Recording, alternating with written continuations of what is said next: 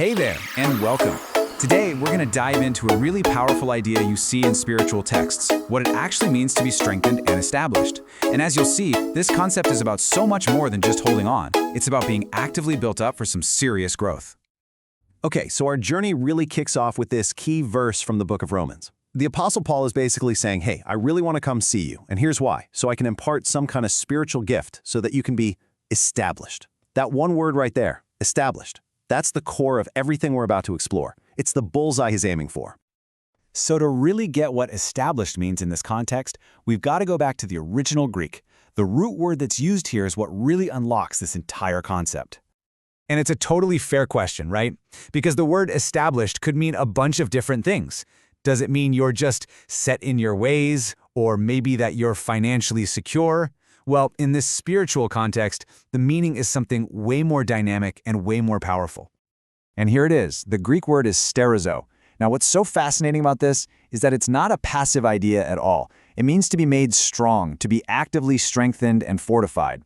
So think of it like an action. It's something that happens to you and in you to build up this genuine spiritual resilience. You know, the richness of this word really comes to life when you see how it's translated in other parts of the Bible. So in Romans, it's established. But then you look at the book of Acts, and that same exact Greek word is translated as confirming the churches. Now, this isn't a contradiction, not at all. It just shows you the depth of the word. It's about confirming, strengthening, and establishing a rock-solid foundation, all at the same time. All right, so we know what it means to be strengthened, if you will, but how does that actually happen? What's the mechanism for this kind of strengthening? Well, the source material draws a really clear line in the sand between two paths. On one side, you have what it calls empty religious rituals, just kind of going through the motions. And on the other side, you have the true source of spiritual power, the Holy Spirit and the Word. The main point here is that this strengthening isn't about just checking off boxes.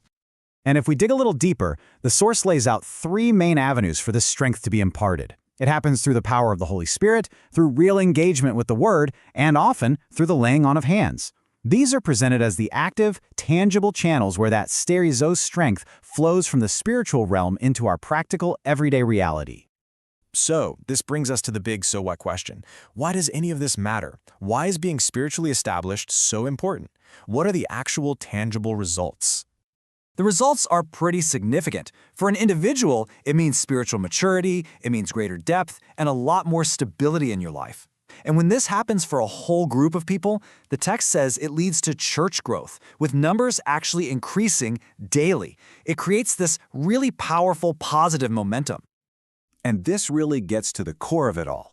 This whole process, the impartation, the strengthening, it's all designed to give believers a real, tangible spiritual advantage.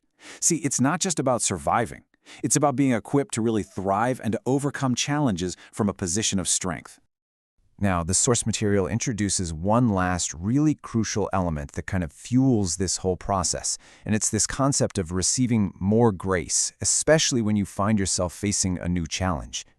The whole basis for this idea comes right out of the book of James, and the concept is that grace isn't some static, one-time supply.